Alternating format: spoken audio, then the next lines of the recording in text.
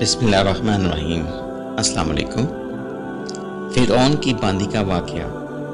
हज़रत मोहम्मद सल्लल्लाहु अलैहि वसल्लम शब मिराज को बैतुल मुक़द्दस की तरफ जाते हुए मिस्र के करीब एक मुकाम से गुज़रे तो आप सल्लल्लाहु अलैहि वसल्लम को नहायत ही आला और ज़बरदस्त खुशबू आने लगी।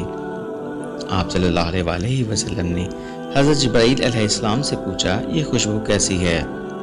जवाब मिला कि फ़िरऔन की बेटी मशाता और उसकी औलाद की कब्र से आ रही है। फिर हज़रत जिब्राईल अलैहिस्सलाम ने इसका किस्सा आप सल्लल्लाहु अलैहि वसल्लम को बयान किया कि मशाता फ़िरऔन की बेटी की खात्मा थी और वो खुफिया तौर पर इस्लाम ला चुकी थी। एक दिन फ़िरऔन की लड़की को बालों को कंघी करते हुए उसके हाथ से इत्तफाकन कर कंघी गिर गई और वो उठाने लगी तो उसकी ज़ुबान से बेसाख्ता बिस्मिल्लाह निकल गया। इस पर शहजादी ने कहा कि तूने आज ये अजीब कलमा बोला, रब तो मेरे बाप फ़िरऔन ही है, तो फिर तुमने किसका नाम लिया है?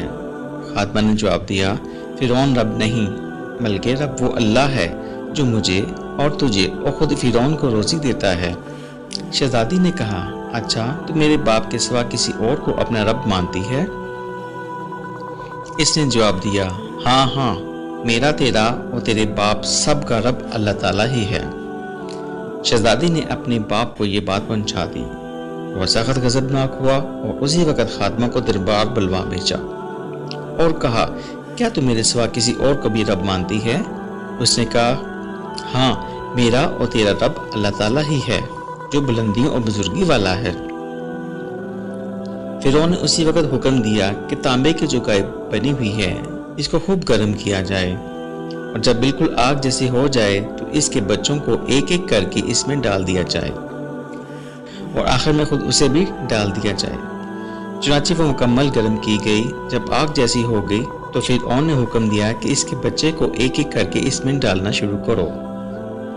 उसने कहा, बादशाह, एक दरख्वास्त मेरी मंजूर करो, वो ये कि मेरी और मेरे बच्चों की हड्डियाँ एक ही जगह डाल देना। उसने कहा, अच्छा, तेरे कुछ हकूक़ हमारे ज़िम्मा हैं, इसलिए ये मंजूर है। इसकी दोनों बच्चियां इसकी आंखों के सामने इसमें